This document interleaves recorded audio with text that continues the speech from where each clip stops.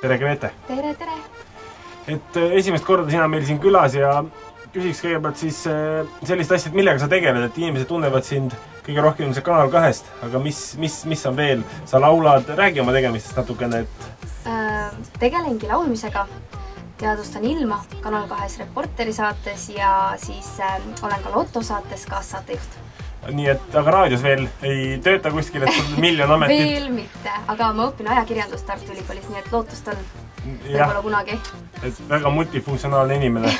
Aga meil on küsitud siin Facebookis ka, et näiteks kui laulmisest rääkisid, et kas sul on mingeid lauljaid, näitlejaid, ütleme Eestist välismaalt, kes sulle veel väga meeldivad, et eeskujusid?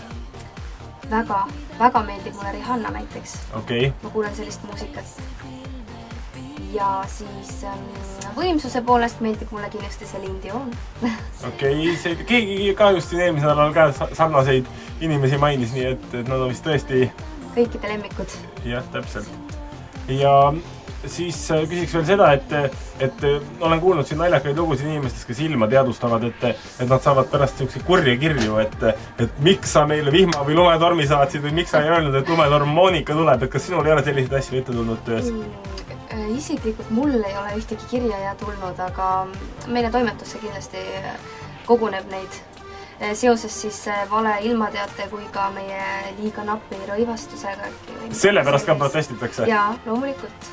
Inimesed helistavad ja kurdavad. Okei. Huvitav uudis, aga räägi siis meile ilmast. Oskad sa öelda ka, mis ilm meil homme tuleb? Kas sul on midagi meeles tänasest? Kas tuleb kuiv või tuleb vihm? Oskad sa pakkuda vähemalt seda? 50-50 on tõenäoliselt pihta saada. 50-50 ma ütlen, et tuleb kuiv. Okei, ma loodan ka seda sama, et... Mis teil on mingi ilmateada ka siin raadios kindlasti? Mis te ise täna rääkisite sellest? Päris keeruline küsimus, jah, et mina ei ole ilmateada rääkinud, aga eks meil onu Virgo, kes meil uudiseid loeb, temalt ma kindlasti homme pinnin, et mis ta siis lubas meile, et vaatame, kumb täpsem oli, kas sina või tema. Ei, kusjuures ongi tavaliselt see, et kui ma ilmateate ära loen Kanal 2 ja tulen koju, siis ega ma ei mäleta, mida ma rääkisin. Ongi nii? Jaa, nii ongi ja nii on kõikidel, nagu ma olen konsulteerinud. Okei, aga siis ilmast ja kõigest muust räägime kohe edasi, kuulame vahepeal ühe loo muusikat Koit Toome ja Keter Jaani ja siis oleme tagasi koos Grete Kleiniga. Tere raadio soovisaade Raplamaal ja Kesk-Eestis 91,3 MHz ja ma ei ole siin stuudios mitte üksi, meiega on endiselt Grete Klein ja enne meie jutt siis muusika peal pooleli, et äkki räägid natukene, kuidas sinu lauljakarjäär ja see üldse alguses sai, kas sa väiksena laulsid kuskil või kust see anne pärineb? Ma arvan, et see anne pärineb headest geenidest, aga laulmisega olen ma tegelenud. Tegelikult selles mõttes mulle on alati meeldinud laulda. Ma olen tegelenud sellega, ma olen käinud koorides laulmas ja Meero stuudios laulmas ja Maikeni käel olen käinud laulmas, nii et mingil määral olen ikka tegelenud sellega, jah. Ühesõnaga, koolitus on korralik pluss head geenid, aga mis oli su esimene lugu, mis laiema avalikkuse ette jõudis? Kõikide lemmik Päike ja tuul. Ja kuidas see lugu sündis, et kas sa ühel õhtul lamasid voodis ja hakkas see viis peas kummitama või oli hoopis mõni andekas laulukirjutaja, kes pakkus välja, et Grete, sa oskad ilusti laulda, et tule meie juurde?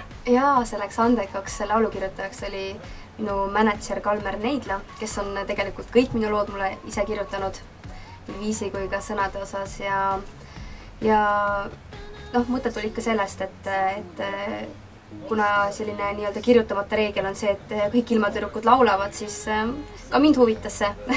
Aga see natuke, ütleme, ei tundunud juba, või oligi see nagu loogiline jätk asjadele, et või sa kõhkles ikka hetke, kui sa vastu võtsid seda, et ilmatüdrukuks või et laulda? Et ilmatüdrukuks, kes laulab? Ei, mulle see laulmise mõte väga meeldis juba kohe alguses, nii et seda ma ei kahelnud. Aga ilmatüdrukuks saamist? Seda ma kahtlesin ja mõtlesin enda peas ikka kuskil, ütleme, paar kuud, kui ma võtsin selle otsuse vastu, et jah.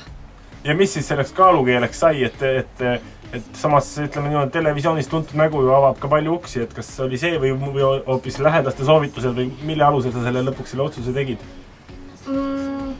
Endale omaselt selles mõttes, et miks mitte, et uusi kogemusi ja funni.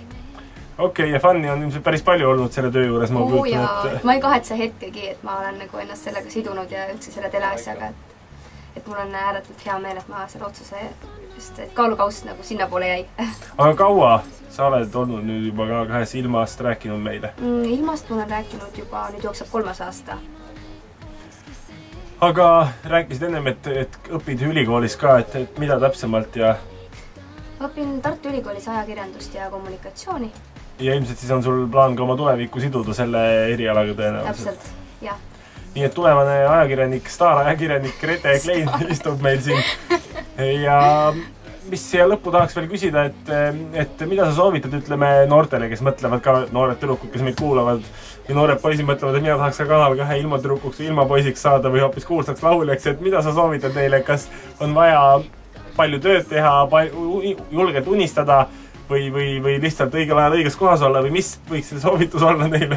Kusjuures need olid kõik väga head, nii et ma arvan kõik kokku, aga õigel ajal õiges kohas ja samamoodi see unistus, et enamus unistused kipuvad ikkagi täide minema. Jah, et õnn tuleb ikka nende juurde, kes seda oodata oskavad. Täpselt. Aga sellise ilusa mõttega jätamegi selle intervjuu pooleli ja Gretele palju edu ning hästi palju ilusat ilma siis. Aitäh!